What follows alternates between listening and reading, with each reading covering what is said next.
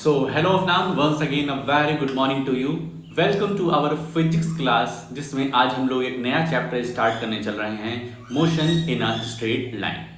तो भाई साहब बात ऐसी है कि 2-3 दिन आराम से रेस्ट मार लिए हो, ठीक है, फुल्ली। तबीयत कुछ खराब थी, इस वजह से पढ़ाई नहीं हो पाई। उसके पहले हम लोगों ने डिफरेंशिएशन और इंटीग्रेशन सीखा था। डिफरेंशिएशन इंटीग्रेशन सीखने के पीछे यही मोटिव था कि हम लोग ये चैप्टर अच्छी तरीके से समझ सकें, क्योंकि इस चैप्टर में तुमको डिफरेंशिएशन इंटीग्रेशन देखने को मिलेगा। तो चलते हैं फटाफट से आज के अपने चैप्टर पे, और इस चैप्टर को हम थोड़ा सा अपनी साइड बुक जो कि एच.सी. वर्मा है, ठीक है, concept of physics by H C. Verma, इससे लेके चलेंगे। अगर इसको तुम पढ़ लिए, समझ लिए, तो एनसीईआरटी भी क्लियर हो जाएगी। एनसीईआरटी छोड़ना नहीं है, एनसीईआरटी के सारे सवाल वगैरह लगाएंगे हम लोग, लेकिन हम लोग किस पे, इसके जो लाइन बाय लाइन है वो हम लोग किससे करेंगे, एच.सी. वर्मा से करेंगे। और बाकी तुम अपनी रीडिंग करोगे एनसीईआरटी की तो यही सारी चीजें उसमें पाओगे, ठीक है। तो फटाफट से चलते हैं हम लोग अपने पीडीएफ पर और चीजों को स्टार्ट करते हैं। कुछ इस तरीके से हमारा चैप्टर है, रेस्ट एंड मोशन नाम से है एच.सी. वर्मा में, काइनेमैटिक्स।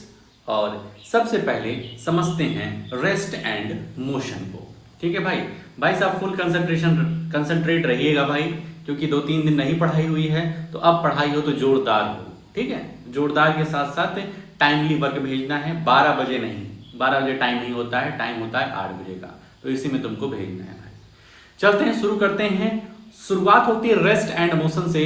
हम किस चीज को रेस्ट कहते हैं, किस चीज को मोशन कहते हैं। कोई ऑब्जेक्ट रेस्ट में है या फिर मोशन में है, वो उसका क्या स्टेट है, ये किस पे डिपेंड करता है, ये हम देखेंगे। आज हम लोग जानेंगे कि ये जो हमारा क्या है, इसको क्या कहते हैं, ईयरबड्स कुछ कहते हैं, ठीक है, कान में लगाया जाता है। ये हम यहाँ पर अपने हाथ पर रखे हैं, तो ये रेस्ट में है या फिर मोशन में है। कुछ लोग कहेंगे ये रेस्ट पे है, लेकिन कुछ लोग कहेंगे मोशन में है, ठीक है, सही बोल रहा हूँ। कुछ लोग ऐसे भी हैं दुनिया में जो कि हमारे हाथ पर ये रखी हुई है, तो कहेंगे नहीं, this is in a motion, ये एक मोशन में है। और कुछ लोग कहेंगे नहीं भाई साहब, कहाँ यार, ये अपना पोजीशन कहाँ चेंज कर रहा है विद रिस्पेक्ट टू टाइम, तो रेस्ट पे है, ठीक है। तो ऐसा क्यों होता है कि अलग अलग लोग अलग अलग तरीके का एक्सप्लेनेशन दे रहे हैं। चल भाई समझते हैं।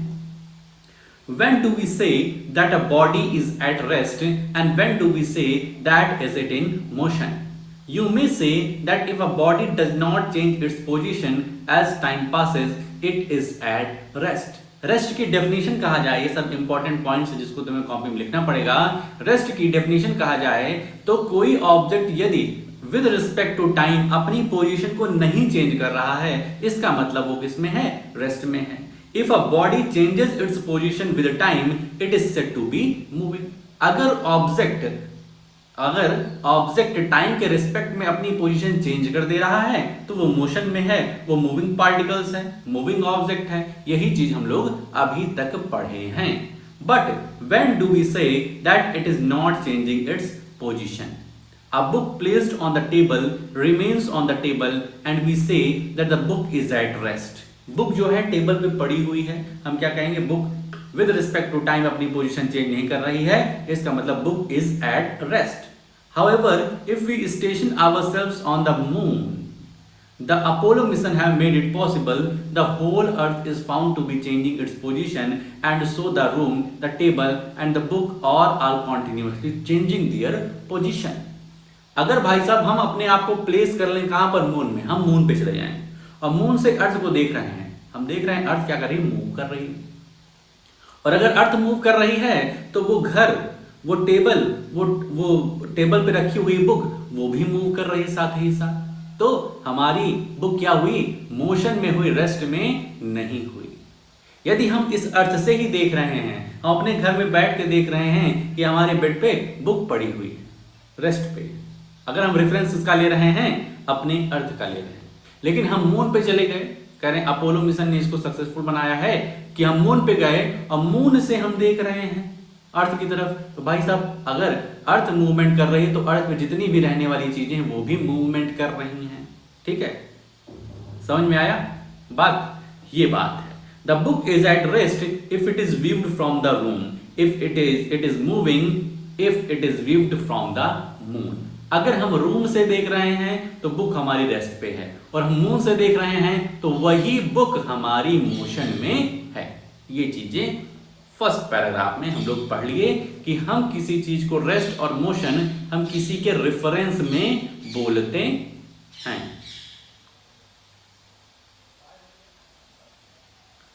किसी के रेफरेंस में बोलते हैं। अरे यार बेकार चीज।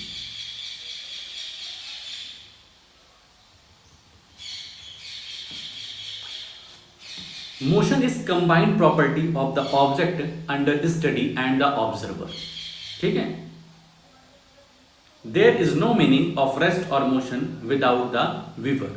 कह रहे हैं कि विदाउट द व्यूअर, व्यूअर के बिना रेस्ट और मोशन की कोई मीनिंग नहीं रह जाएगी। Nothing is in absolute rest और इन एब्सोल्यूट मोशन। कोई भी चीज एब्सोल्यूट रेस्ट या फिर एब्सोल्यूट मोशन में नहीं होती है। ध्यान रखना, बहुत ही नई चीज तुम पढ़ रहे हो। अभी तक रेस्ट और मोशन की डेफिनेशन अलग थी, अब रेस्ट और मोशन की डेफिनेशन में रेफरेंस पॉइंट जुड़ जाएगा कि आप देख कहां से रहे हैं। समझ में आ रहा है? वही बुक जो रेस्ट पे थी वही हम मून से देखे तब मोशन में हो गई वो। ठीक है, और वो हम अपने रूम से देख रहे हैं तो रेस्ट में दिख रही है। ठीक है, यहां तक कि हम भी मोशन कर रहे हैं लगातार। हम यहाँ पर बैठ करके तुम्हें पढ़ा रहे हैं, तुम बैठ करके वीडियो देख रहे हो, इस समय भी हम लोग क्या है, मोशन में हैं। लगातार जिस स्पीड से अर्थ घूम रही है उसी स्पीड से हम भी सन का चक्कर लगा रहे हैं। लेकिन जो कि हम रेफरेंस इसका लेते हैं, अपने रूम का लेते हैं। ठीक है, इस वजह से हमको दिख रहा है अरे कहाँ यार, सब तो रेस्ट पे हैं, सब लोग बैठे ही तो हैं। लेकिन यदि हम मून से देखते हैं या फिर किसी और प्लैनेट से देखेंगे तब हमको पता चलेगा नहीं, we are in a motion. The moon is moving with respect to the book and the book moves with respect to the moon. Take another example. A robber enters a train moving at great speed with respect to the ground, brings out his pistol and says, "Don't move, stand still." एक और example लेते हैं कि एक robber क्या होता है, चलती हुई ट्रेन में चढ़ता है और अपनी गन निकाल कर, पिस्टल निकाल कर कहता है, भाई साहब सब लोग हाथ ऊपर करो और मूव नहीं करो, स्टैंड स्टिल, एकदम स्टैंड हो जाओ, खड़े हो जाओ, रेस्ट में हो जाओ। The passenger stand still, passenger ये देखो हाथ ऊपर करके खड़े हो गए हैं। The passenger are at rest with respect to the robber, robber के रिस्पेक्ट में, रॉबर के रिस्पेक्ट में पैसेंजर क्या हो गए, रेस्ट पे हो गए। लेकिन वही यदि हम पटरी की बात करेंगे, रेलवे ट्रैक के रिस्पेक्ट से हम बात करेंगे, तब हम कहेंगे नहीं भाई साहब ये लोग तो मोशन में हैं, ये अभी यहाँ पर थे, फिर कुछ सेकंड बाद, कुछ मिनट बाद ये लोग 4 किलोमीटर आगे चले गए, इसका मतलब मोशन में। समझ में आया भाई? But are moving with respect to the rail track. तो भाई साहब बात वही है कि हम किसके रेफरेंस में बात कर रहे हैं, उसी से डिटरमाइन होता है कि कोई चीज रेस्ट में है कि कोई चीज मोशन में है। तो अभी तक ये रेफरेंस पॉइंट की respect with respect to the की बात नहीं हुई थी कि किसके रिस्पेक्ट में बात कर रहे हैं आप रेस्ट मोशन में। ठीक है, तो ये क्लास 11 का part. To locate the position of particle we need a frame of reference. A convenient, तो हमको किसी चीज को बताने के लिए कि रेस्ट में है या मोशन में है, हमें जरूरत होती है फ्रेम ऑफ रेफरेंस की। A convenient way to fix up the frame of reference is to choose 3 mutually perpendicular axes named x, y, z axis. तो हमको चाहिए होता है 3 म्यूचुअली परपेंडिकुलर एक्सेस जो कि इस तरीके से होती है। ठीक है, मतलब तीनों एक दूसरे के परपेंडिकुलर होनी चाहिए। ठीक है, the coordinate x, y, z of the particle then specify the position of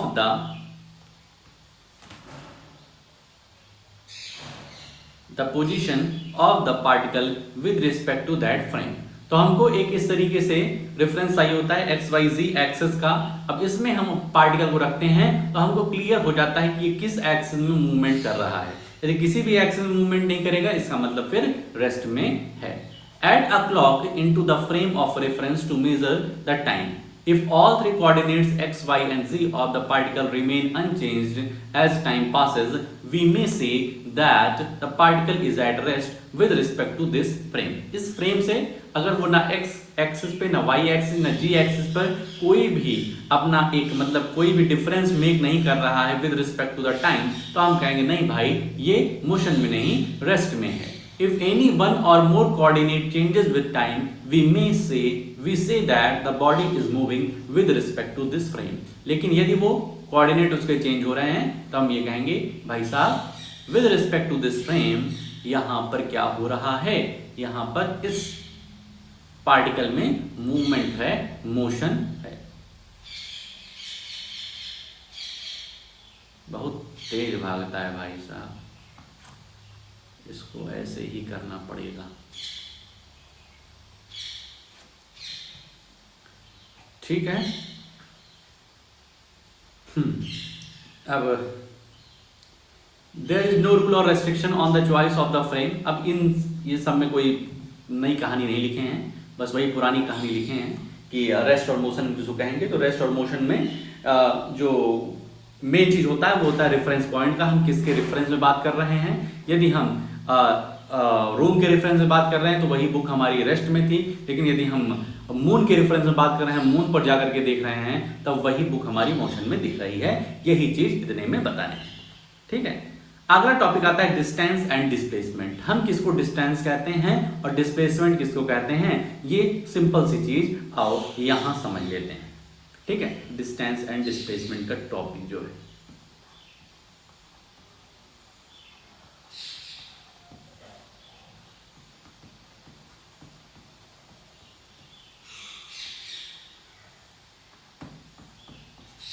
distance and displacement. देखो भाई साहब, ये अपना हाउस है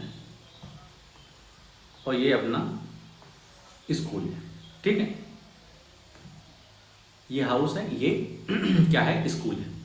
अब देखो, अब तुम्हारे पास हो गई स्कूटी। ठीक है। स्कूल तुम स्कूटी से जाते हो। ठीक है। तो स्कूल से हाउस लौटते समय, स्कूल से हाउस लौटते समय तुम सोचते हो जितनी देर हम स्कूटी चला लें उतना अच्छा है। भाई बाइक चलाने में अलग ही आनंद है। ठीक है। सभी को आनंद आता है। तो तुम क्या करते हो, तुम शॉर्टकट मेथड नहीं यूज करते हो। तुम कौन सा मेथड यूज करते हो जिससे तुम देर में घर पहुंचो, करते हो ऐसा। ठीक है।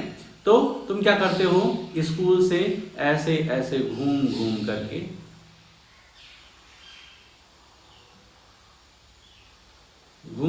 फिर हाउस अपने पहुंचते हो।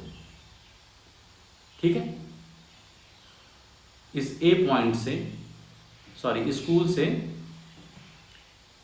से होम पहुंचने पे तुमने अपना ये पाथ कवर किया। ठीक है। तो ये पाथ क्या होगा, ये पाथ तुम्हारा डिस्टेंस होगा। कौन सा पाथ होगा, ये पाथ होगा तुम्हारा डिस्टेंस। लेकिन डिस्प्लेसमेंट क्या होगा, तो डिस्प्लेसमेंट क्या होती है, shortest distance between the initial and the final point. Shortest distance, जो रेड वाली लाइन है। ठीक है। रेड ही कलर तो है ना भाई, थोड़ा सा कलर में मैं कमजोर हूं भाई, ब्राउन है। ठीक है। तो ये स्कूल से लेकर के हाउस के बीच में जो शॉर्टेस्ट डिस्टेंस है वो थोड़ी क्या है, उसको कहते हैं हम लोग डिस्प्लेसमेंट। डिस्टेंस क्या होगा, डिस्टेंस होगा कि total distance covered from the initial to the final point is known as distance. और डिस्प्लेसमेंट क्या होगा, the shortest distance, the shortest measurement between initial and the final point is known as displacement. ठीक है। Distance कभी zero नहीं होती है, बात ध्यान रखना, डिस्टेंस कभी जीरो नहीं होगी, लेकिन डिस्प्लेसमेंट जीरो हो सकता है, निगेटिव भी हो सकता है। कैसे, जीरो कैसे होगा, मान लो ये ए पॉइंट है और ये बी पॉइंट है, ए पॉइंट बी पॉइंट। ये क्या हुआ, ये बच्चा जो है ए पॉइंट से चला, बी पे गया और बी से वापस चल करके ए पे आ गया। ठीक है। अब डिस्टेंस तो हमारी यहां से लेकर के यहां तक टोटल डिस्टेंस, टोटल को जोड़ लेंगे हम कितना हुआ, लेकिन डिस्प्लेसमेंट की बात करेंगे तो डिस्प्लेसमेंट जीरो हो गया, क्योंकि इनिशियल और फाइनल पॉइंट, इनिशियल और फाइनल पोजीशन के बीच में कोई भी डिफरेंस नहीं है, वही पॉइंट है जहां से वो चला था। ठीक है। डिफरेंस बिटवीन इनिशियल और फाइनल पॉइंट कोई भी मतलब कुछ भी नहीं है, जीरो है, इस वजह से जीरो है। लेकिन मान लो यहां से ए पॉइंट से कोई बच्चा चला, बी पे गया और बी से चल करके वापस यहां पहुंच गया, तो अब यहां पर डिस्प्लेसमेंट हमारा क्या हो जाएगा, निगेटिव हो जाएगा, क्योंकि यहां से मैं यहां मान लो 2 किलोमीटर गया और फिर यहां से लेकर के यहां तक 3 किलोमीटर चल गया, तो 2 - 3 इक्वल्स टू -1 किलोमीटर। तो डिस्प्लेसमेंट जो होता है भैया वो हमारा निगेटिव भी हो सकता है, जीरो भी हो सकता है, पॉजिटिव भी हो सकता है, लेकिन डिस्टेंस हमेशा और हमेशा पॉजिटिव ही होएगी। ठीक है, डिस्टेंस हमारा स्केलर क्वांटिटी है और डिस्प्लेसमेंट हमारा वेक्टर क्वांटिटी है। स्केलर क्या होता है, जिसके पास सिर्फ और सिर्फ मैग्नीट्यूड होता है, और वेक्टर क्या होता है, जिसके पास मैग्नीट्यूड और डायरेक्शन दोनों होती है। ठीक है, डिस्टेंस और डिस्प्लेसमेंट की बस इतनी ही कहानी है। ठीक है, अपनी एनसीईआरटी में देखोगे तो थोड़ा सा इसके बारे में दिया गया है, उसको रीड कर लेना अपना। अब देखो यहां पर एक क्वेश्चन आ रहा है, एग्जाम्पल 3.1, बहुत ध्यान से देखो।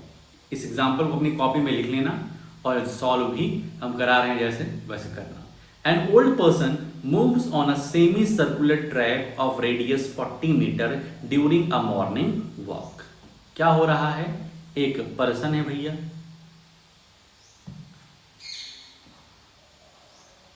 सॉल्यूशन 3.1, एक पर्सन है जो कि सेमी सर्कुलर ट्रैक पर मूवमेंट कर रहे हैं। ठीक है, सेमी सर्कुलर ट्रैक है ना, यहां से यहां जा रहे हैं, इस ए पॉइंट से बी पॉइंट। ठीक है, यहां से यहां वो जा रहे हैं।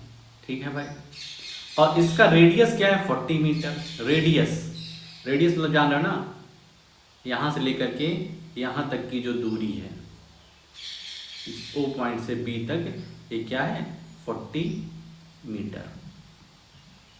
If he starts at one end of the track and reaches at the other end, find the distance covered and the displacement of the person. हमको बताना है कि A पॉइंट से यदि B पॉइंट पर पर्सन जा रहा है, A पॉइंट से B पॉइंट पर पर्सन जा रहा है, तो डिस्टेंस क्या होगी और डिस्प्लेसमेंट क्या होगी। तो सबसे पहले निकालते हैं distance.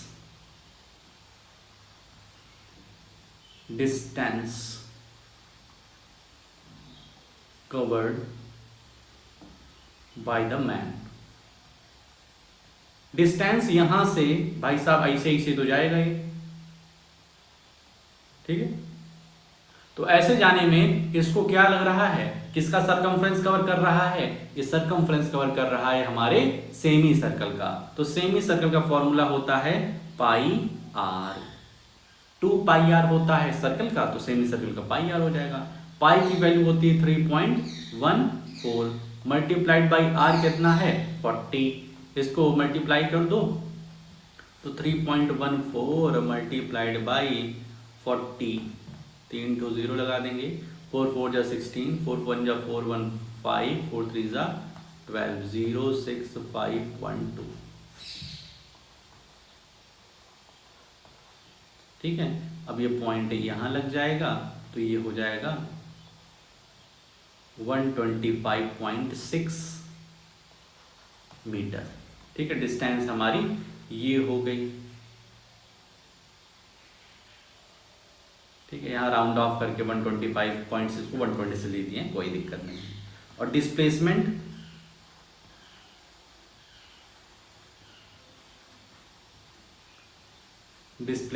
Covered by man equals to, तो डिस्प्लेसमेंट कवर करने के लिए उसको बस शॉर्टेस्ट डिस्टेंस जाना है। ए से बी पर शॉर्टेस्ट डिस्टेंस यही वाली है अपनी।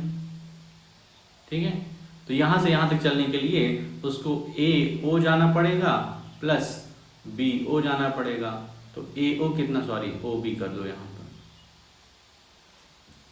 ए ओ प्लस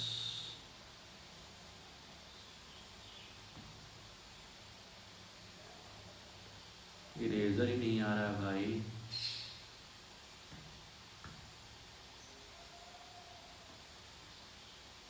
तो गजब हो जाता है यार बीच बीच में। AO प्लस OB, तो AO 40 प्लस OB 40, 40 40 80 मीटर। तो डिस्प्लेसमेंट कितना हो गया? 80 मीटर हो गया। ठीक है बात, आगे चला जाए।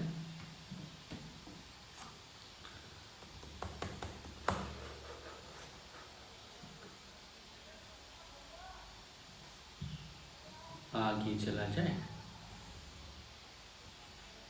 Average speed and instantaneous speed आज का तीसरा टॉपिक। ठीक है, ये भी बहुत ही शानदार टॉपिक है। देखो अपने में जो उसमें एनसीईआरटी में है वो है एवरेज वेलोसिटी, ऐसा कुछ करके है, वेलोसिटी है उसमें। ठीक है, तो स्पीड को पहले अच्छे से समझ लेते हैं, उसके बाद हम लोग वेलोसिटी को भी समझेंगे। ठीक है, the average speed of the particle in a time interval is defined as the distance traveled by the particle divided by the time interval। भाई एवरेज क्या होता है कि total number of observation, sum of total number of observation upon, देखो average कैसे निकलता है? सम of all observation upon total number of observation. मतलब जितने भी ऑब्जर्वेशन है सबको ऐड कर लो और अपॉन में कि जितने ऑब्जर्वेशन है 1 2 3 4 जितने भी हैं उसको हम लोग नीचे लिख देते हैं। ये एवरेज कई बार निकाले होंगे। ठीक है, जिसको अरिथमेटिक मीन भी हम लोग पढ़े हैं अपना स्टैट्स वगैरह में। तो यही कह रहे हैं कि एवरेज स्पीड किसी पार्टिकल की निकालनी है तो ये पता कर लो कि वो कितना डिस्टेंस कवर किया है in given time interval. If the particle travels a distance s in a time t1 to t2, the average speed is defined as average speed। ये v for speed है, av for average है। s क्या है? Distance upon time, और time क्या है? Time का interval क्या है? t2 से t1 के बीच का टाइम, तो t2 माइनस t1 कर देंगे। इसमें कोई दिक्कत है? इस इक्वेशन में कोई दिक्कत होनी नहीं चाहिए भाई। ठीक है, तो ये डेफिनेशन और ये फॉर्मूला लिख देना। ठीक है, एवरेज स्पीड क्या होता है? तो average speed of a particle in a time interval is defined as the distance travelled by the particle divided by the time interval.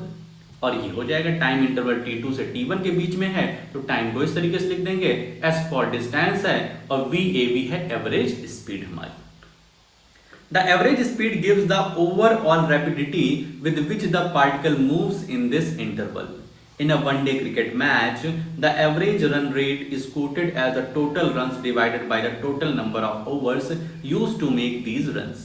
ठीक है, देखो एवरेज रन रेट, जो रन रेट होता है वो एवरेज रहता है, क्योंकि किसी ओवर में ज्यादा रन बनते हैं, किसी ओवर में कम रन बनते हैं। तो हम लोग क्या करते हैं? Overall run divided by overall over जो रहता है ओवर, उसको हम डिवाइड कर देते हैं तो पता चल जाता है कितने रन रेट से रन बना है या हमें बनाना है।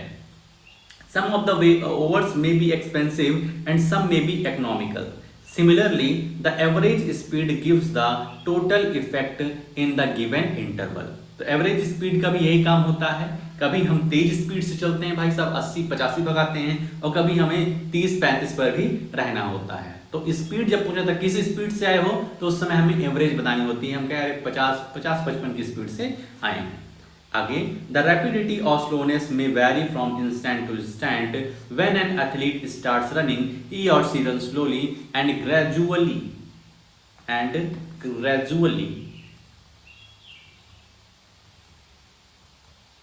gradually increases the rate। कह रहे हैं कि जब कोई एथलीट रनिंग करना स्टार्ट करता है तो शुरुआत में धीमे धीमे करता है और फिर इंस्टेंट टू स्टैंड मतलब एक टाइम से दूसरे टाइम पर वो अपनी स्पीड क्या है? बढ़ाता रहता है। इसी को हम लोग कहते हैं, we define the instantaneous speed at a time t as follow. इसको हम लोग इंस्टेंटेनियस स्पीड कहते हैं। इंस्टेंटेनियस वर्ड कहां से है? इंस्टेंट मतलब एक समय पर उसकी स्पीड कितनी थी, वो छोटे से समय पर उसकी स्पीड कितनी थी। देखो भाई, एवरेज स्पीड से ही ये इंस्टेंटेनियस स्पीड आया हुआ है। एवरेज स्पीड क्या था? Total distance covered upon total time taken. ठीक है, अब भाई साहब जरूरी नहीं होता है कि बच्चा यूनिफॉर्म स्पीड से चल रहा हो, वो कभी 85 की स्पीड चलेगा, कभी 30-35 की स्पीड चलेगा। तो एक किसी इंस्टेंट पर, एक किसी छोटे से छोटे इंस्टेंट पर हम स्पीड निकाल लें, उसी को कहते हैं इंस्टेंटेनियस स्पीड। वो निकालने के लिए हम लोग इस्तेमाल करते हैं अपने डिफरेंशिएशन का और इंटीग्रेशन का। Let delta s be the distance travelled in the time interval t to t plus delta t। हम मानते हैं कि उस इंस्टेंट पर डिस्टेंस ट्रेवल कितना हो रहा है, डेल्टा एस। क्योंकि वो छोटा से छोटा टाइम है तो हम छोटा से छोटा डिस्टेंस भी कवर करेंगे। डेल्टा एस मतलब छोटा सा छोटा, ठीक है। और डेल्टा एस को ds भी लिखा जाता है, ds, ठीक है, डिफरेंशिएशन वगैरह, डिफरेंशिएशन का ds, ठीक है। और टाइम क्या हुआ है, t to t plus delta t, t से t प्लस डेल्टा t, भाई ऐसे समझो, t से t प्लस डेल्टा t के बीच के समय में उसने कितना डिस्टेंस कवर किया, तो डेल्टा s। तो स्पीड क्या हो जाएगी, डिस्टेंस कवर कितना हुआ है, डेल्टा s। टाइम कितना लिया है, तो टाइम हमारा लिया है t plus delta t minus t।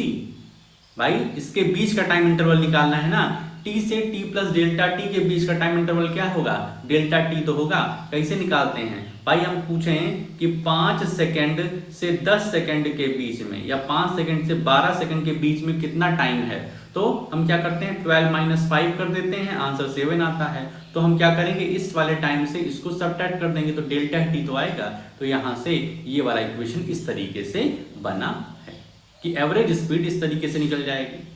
अब जो कि हमको डेल्टा टी बहुत बहुत बहुत ही छोटा रखना है, क्योंकि इंस्टेंटेनियस स्पीड निकालनी है, तो इंस्टेंट किसी भी छोटे से इंस्टेंट पर डेल्टा टी हमारा बहुत ही छोटा रहेगा। Now make delta t vanishingly small and look for the value of delta s upon delta t. Remember, delta s is the distance traveled in the chosen time interval delta t. As delta t approaches 0, the distance delta s also approaches 0. यदि हम लोग delta t को tense करेंगे, मानेंगे कि वो 0 है, लगभग बहुत ही छोटा है, 0 के बराबर लगभग है, ठीक है, 0 नहीं है लेकिन लगभग 0 के बराबर है, तो हमारा डेल्टा s भी 0 की तरफ उन्मुख होगा। भाई वो भी यदि हम टाइम को बहुत बहुत ही कम लेंगे तो उस बहुत कम टाइम में बहुत कम ही डिस्टेंस तो कवर होगी, ठीक है। बट द रेशियो, लेकिन जो रेशियो होगा, इतना तेज भागोगे यार पता नहीं था। But the ratio delta s upon delta t has a finite limit. The instantaneous speed at a time t is defined as, instantaneous speed को कैसे डिफाइन कर रहे हैं, v equals to delta s upon delta t या equals to ds upon dt, ठीक है, v equals to ds upon dt, differentiation of s with respect to time. Differentiation of s means distance, differentiation of distance with respect to time, ये है instantaneous speed का formula. अब पता चल रहा है ना डिफरेंशिएशन क्यों सिखाए थे, इसी दिन के लिए सिखाए थे कि जब यहां पर इस तरीके की इक्वेशन आए तो तुम इसको समझ सको, ठीक है। क्योंकि हमें छोटी सी छोटी चेंजेस को देखना है, छोटे से छोटे चेंजेस को पढ़ना है, समझना है। तो छोटे से छोटे चेंजेस को कौन हमें समझाता है, कौन हमें पढ़ाता है, डिफरेंशिएशन। इसीलिए हम इसके पहले डिफरेंशिएशन और इंटीग्रेशन की क्लास रखे थे। Where s is the distance traveled, ये डेल्टा s क्या है, डेल्टा मतलब छोटा सा छोटा, तो डेल्टा की r d लिख दिए हैं और इस डेल्टा की r d लिख दिए हैं, और डेल्टा t टेंड्स टू 0, ये लगभग 0 के बराबर। Where s is the distance traveled in time t, the average speed is defined for a time interval and the instantaneous speed is defined at a particular instant. Instantaneous speed क्या है, एक instant पर speed कितनी थी, एक particular instant पर speed कितनी थी। Instantaneous speed is also called speed. Instantaneous speed को भी स्पीड कहते हैं भाई साहब, ठीक है, कोई भी स्पीड होती तो स्पीड ही है। अब आते हैं अपने क्वेश्चन। अरे यार बहुत तेज भागता है भाई।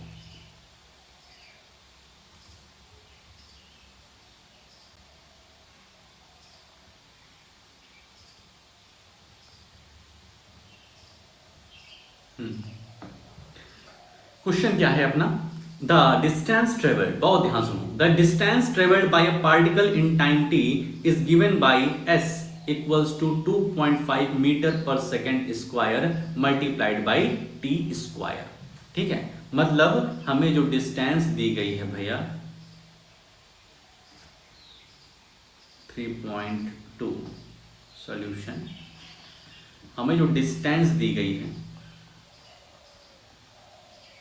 वो किसके इक्वल दी गई है, 2.5 मीटर पर second square multiplied by time square, यही तो दिया गया है ना, ये देखो। ठीक है, find the average speed of the particle during the time 0 to 5 second. हमें एवरेज स्पीड बतानी है और टाइम क्या दिया है, टाइम इंटरवल 0 to 5 सेकेंड। ठीक है, टाइम इंटरवल 0 to 5 सेकेंड है, तो हमारा टाइम क्या आ जाएगा, टाइम इक्वल्स टू 5 माइनस 0 हो जाएगा, 5 माइनस 0 क्या हो जाएगा, 5 सेकेंड हो जाएगा। ठीक है, अब देखो डिस्टेंस दिया गया है, टाइम दिया गया है, डिस्टेंस और टाइम दिया गया, तो यहां से हम लोग स्पीड आराम से निकाल सकते हैं। लेकिन कहोगे सर जी डिस्टेंस तो हमारा मीटर में दिया ही नहीं है, डिस्टेंस हमारा मीटर में नहीं दिया गया, तो हम कैसे निकालेंगे।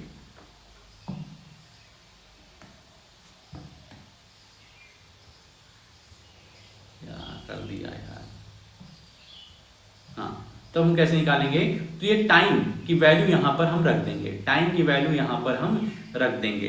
Therefore distance equals to 2.5 metre पर second square multiplied by 5 second का स्क्वायर, क्योंकि t का स्क्वायर 5 सेकेंड का स्क्वायर हो जाएगा। 2.5 metre upon second square multiplied by 25 second square.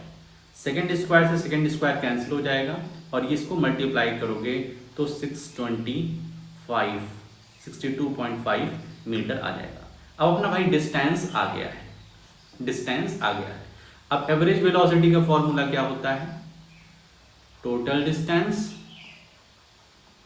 Upon total time ना भाई, total distance upon total time. Distance कितनी है भाई अपनी, डिस्टेंस आ गई 62.5 अपॉन टाइम कितना है 5। इसको सॉल्व करेंगे तो 5 1 जा 5, 5 2 जा 10, 5 5 जा 25 मीटर पर सेकेंड। 12.5 मीटर पर सेकेंड हमारी एवरेज वेलोसिटी आ गई है। अब बात होती है इंस्टेंटेनियस स्पीड की, ठीक है, बी की, इंस्टेंटेनियस, यही होता है ना भाई, इंस्टेंटेनियस। इंस्टेंटेनियस स्पीड क्या कहता है, ds बाई डी टी कर दो भाई साहब, ds बाई डी टी। तो ds बाई डी टी करते हैं भाई, d s क्या दिया गया है, s हमारा दिया गया है 2.5, ये डिस्टेंस ही तो है s ना, 2.5 मीटर पर second square multiplied by t square. 2.5 metre पर second square multiplied by t square with respect to time, with respect to time. ठीक है, अब देखो यहां पर जो 2.5 मीटर पर सेकेंड स्क्वायर है ये तो अपना क्या है, कांस्टेंट है, तो ये अपना बाहर आ जाएगा, ये अपना बाहर आ जाएगा। अब अंदर क्या बचा, टी स्क्वायर, अंदर क्या बचा, टी स्क्वायर। तो हम क्या लिखेंगे, ओ अरे यार वो आएगा नहीं, D by D T of T square. इसको बहुत ध्यान समझो भाई, राइट। 2.5 मीटर पर सेकेंड स्क्वायर हम क्या करते थे, डिफरेंशिएशन में जो कांस्टेंट रहता था उसको बाहर कर देते थे, उसको बाहर कर देते थे, और जिसके रिस्पेक्ट में कह रहा है उसी का तो हम लोग डिफरेंशिएशन करते थे। भाई यहाँ टाइम का कह रहा है ना, टाइम के रिस्पेक्ट करना है, मीटर या सेकंड स्क्वायर के रिस्पेक्ट में नहीं करना है, टाइम, तो टाइम के रिस्पेक्ट करना है तो हम क्या करेंगे भाया, 2.5 मीटर पर सेकेंड स्क्वायर क्या था, टी स्क्वायर का D by D T of T square क्या होता था, पावर आगे आ जाती थी ना भाई, पावर क्या होती थी, आगे आ जाती थी और पावर में से एक कम हो जाता था, डिफरेंशिएशन नॉट इंटीग्रेशन, डिफरेंशिएशन। तो ये क्या हो जाएगा 2t, तो हम यहां पे क्या लिख सकते हैं 2t, तो ये अपना हो जाएगा 5, 25 दूनी 50 हो जाएगा, 2.5 मल्टीप्लाइड बाई 2, 5 मीटर पर second square multiplied by t. और t क्या है, t हमारा 5 सेकेंड है, where t is t equals to, सीधे लिखते हैं t इक्वल्स टू 5 सेकेंड। जब t हमारा 5 सेकेंड हो गया तो हमारी इंस्टेंटेनियस स्पीड,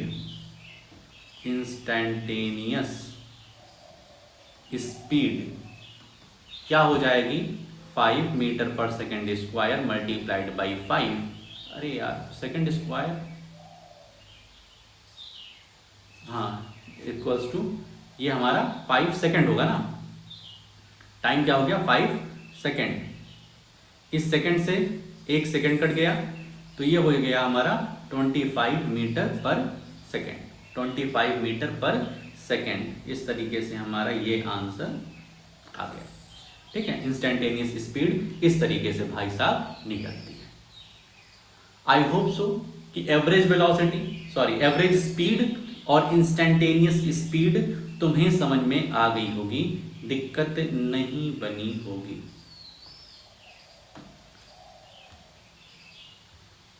ठीक है भाई, तो इसको अच्छे से समझ लेना और प्लस अपनी एनसीईआरटी में रीडिंग करना, जो इंट्रोडक्शन पार्ट है उसको रीड करना, और जो सेकंड टॉपिक है उसको भी थोड़ा सा बहुत रीड करना, देखो समझ में आ रहा है कि नहीं आ रहा है, लेकिन इंट्रोडक्शन तो पूरा समझ में आ जाएगा, ठीक है। तो तुम्हारा काम क्या रहेगा, जितना पढ़ाया हूँ इससे जो इंपॉर्टेंट पॉइंट्स तुमको नजर में आए वो अपनी कॉपी में कर लेना, ये दोनों एग्जाम्पल कॉपी में कर लेना, प्लस एनसीईआरटी अपनी रीड करना, इंट्रोडक्शन पार्ट और सेकंड टॉपिक जो है, ठीक है, उतना रीड करना, यही तुम्हारा काम रहेगा। और ये सारे काम 8 बजे के पहले हो जाने चाहिए भाई। तो आज के लिए अपनी इस वीडियो में हम लोग इतना ही रखते हैं, मिलते हैं नेक्स्ट वीडियो में, ओके।